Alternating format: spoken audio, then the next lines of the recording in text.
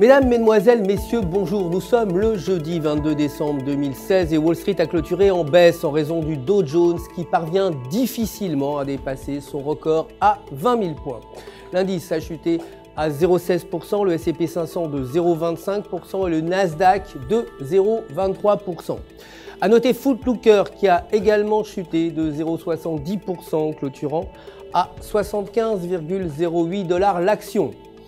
Le dollar américain, quant à lui, s'est dévalué face à la plupart des devises majeures malgré des résultats économiques encourageants aux États-Unis. Les ventes de logements existants se sont établies à 5,61 millions contre 5,52 millions précédemment. Aujourd'hui, les commandes de biens durables et le PIB final sont respectivement prévus pour 0,2% et 3,3%.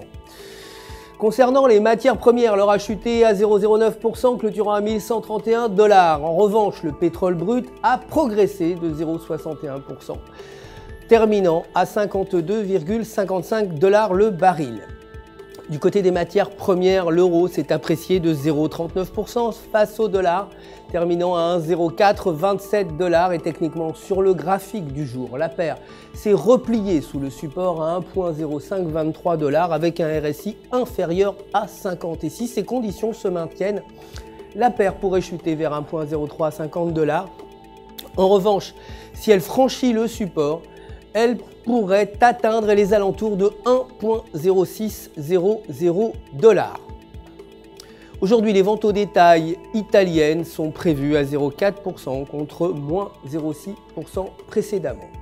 Pour terminer, la livre sterling s'est dépréciée de 0,11% face au dollar pour clôturer à 1,2353 $ et techniquement, selon le graphique de 8 heures, le câble se négocie à proximité de la bande inférieure de Bollinger avec un RSI inférieur à 50.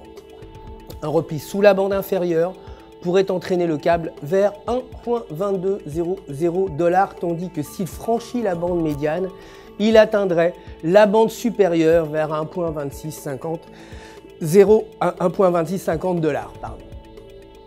Pour conclure, aucune donnée économique majeure n'est attendue aujourd'hui. C'est la fin du flash, merci de nous avoir suivis.